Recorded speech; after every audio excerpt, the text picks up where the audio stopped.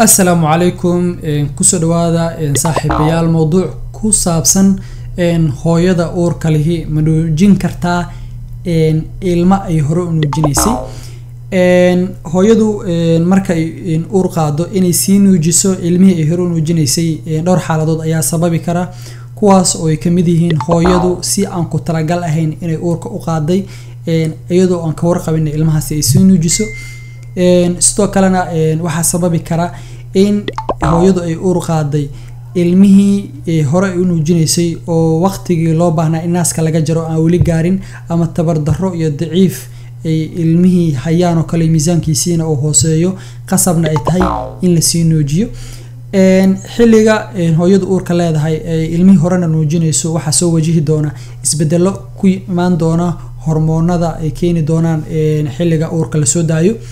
waxa ugu horeeya ee hooyadu la kulmi doonto ayaa ah isbedelo ku yimaada xagga naaska oo ah in hooyadu ay dareento naaska tenderness ama damqasho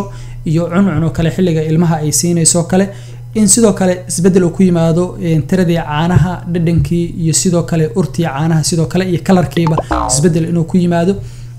intaas kadib waxa laga yaabaa in ilmuhu ay dhibsadaan ama canuga la siinayo kale oo dhibsado dhadhankii isbedel uu ku yimaado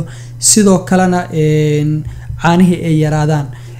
hadii aan su'aasha soo noqono hooyada uurka lihi waa in nuujin kartaa ilmihii hore ay sii nuujinaysay wax dhiba oo ilmahaasi ku imaanaya ma jiraan marka laga reebo waxyaabo laga rabo hooyada oo ah in hooyadu ay awood u leedahay ama bidaaqo iyo tabar ay u leedahay inay nuujiso ilmihii hore si ay u helaan borotiinadii nafaqadii waxyaabihii ay ka heli jireen naaska waa in hooyadaasi awood ay u leedahay inay nuujiso oo sidoo kalena ay awood u leedahay in koriimadii iyo nafaqadii ay kaga baahnayeen ilmaha cusub ee ku abuurmay ay siiso inta kadib hadii ay sii wado hooyadu ilaa bisha shanaad oo kale waxay la kulmi doontaa isbedel ku yimaada caanaha naasaha iyo ilmaha oo ku shumma sababtaas oo ah in caanuhu ay isu bedelaan sidii xilligii hore hooyadu markay irmaanka noqonaysay iyo caanuhu ku soo bilowdeen oo ahaa dambarka markaan ay noqdaan caanahaasi laxative caloosha bixinaya oo wax caloosha bixinaya ay noqdaan ilmuhu ay ku shumaan taasna wax dhiba ma laha laakiin ugu dambeyn waxa imaan doontaba in dhadhanku isbedelo ilmuhuna ay diidaan ugu dambeynna oo naas ku guro wad mahadsantiin